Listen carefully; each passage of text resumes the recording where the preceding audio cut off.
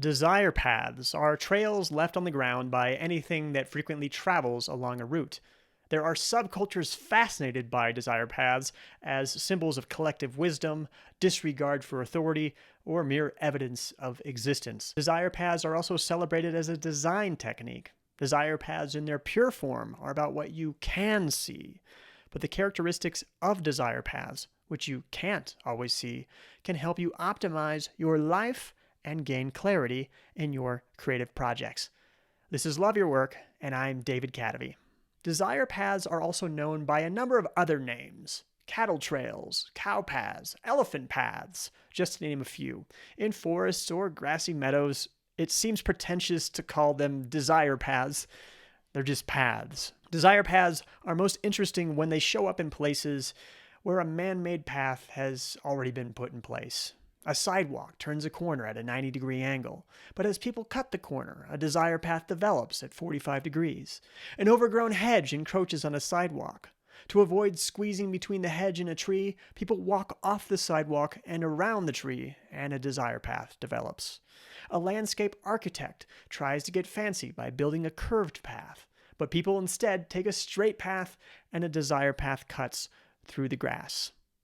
These desire paths that eschew the suggestions of man-made paths are like visual jokes that show a disregard for authority. But some desire paths acknowledge the existence of a single being. A dog leaves a desire path where he's cut across the yard 1,000 times. A woman leaves a desire path where all summer she's walked off the end of a dock into the shallow water to the shore of a lake. When a single being who has left a desire path passes away, the desire path remains as a reminder of their existence. The thought of nature reclaiming the desire path, for example, the grass growing back, is a sad reminder of how long they've been gone, and a reminder one day we'll be gone too.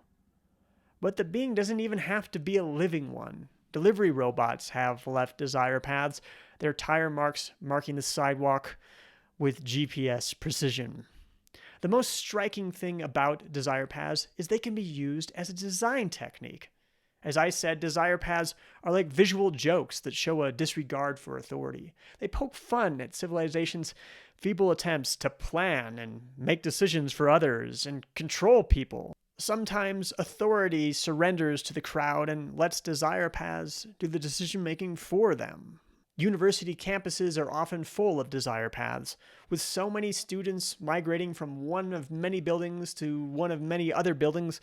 There's no way to predict what routes exactly will be the most efficient, so some schools, such as Ohio State University, held off on creating paved paths. Once the desire paths showed up, they then paved on top of them. The result is a latticework of crisscrossing paths of varying widths that no single human would have designed. But sometimes authority has a good reason for building a path that seems inefficient. On the leading subculture of desire path enthusiasts, Reddit's Desire Paths community, parks planners have explained that nature trails often have switchbacks going back and forth across steep inclines because such a design prevents soil erosion. When people cut across these switchbacks, hiking directly up the hill, they hasten that erosion. Additionally, desire paths express the desires of the majority. Sometimes the paths expressed by desire paths don't work for people in the minority. That curved path that looks like the result of a landscape architect gone wild might soften the incline for people in wheelchairs. And how does that work out when path installation is delayed until desire paths form? Ultimately, people are going to tend toward their desires to get to their destinations quickly. Whatever practical reasons authority has for designing a path, the wisdom carried by desire paths can't be ignored.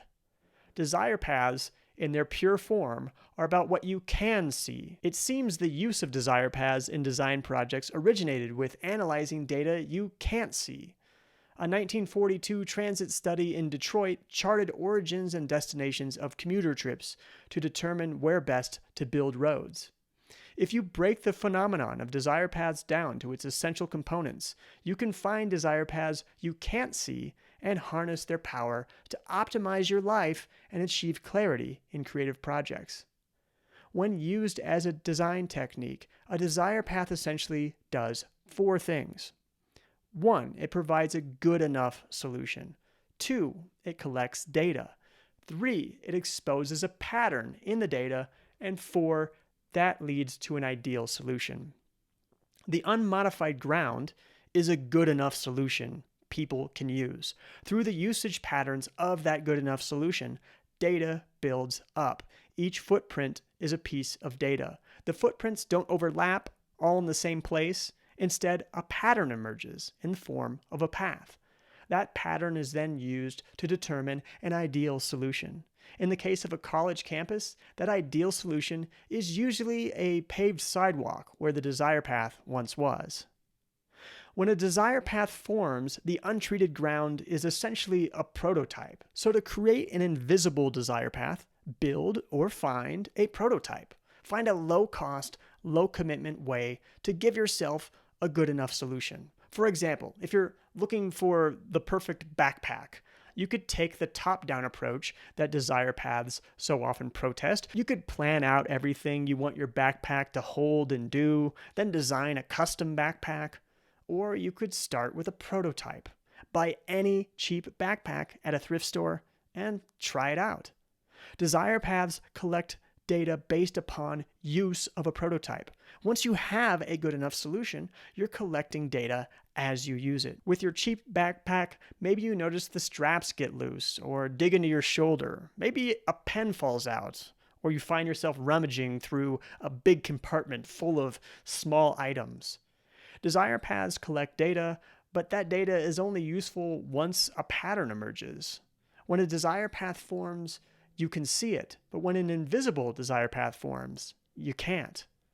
After enough time using your prototype, individual bits of data turn into patterns. Maybe a pen fell out of your cheap backpack only once, and you fixed the straps so they didn't loosen anymore. But the strap kept digging into your shoulder, and you got sick of rummaging through the compartment full of small items.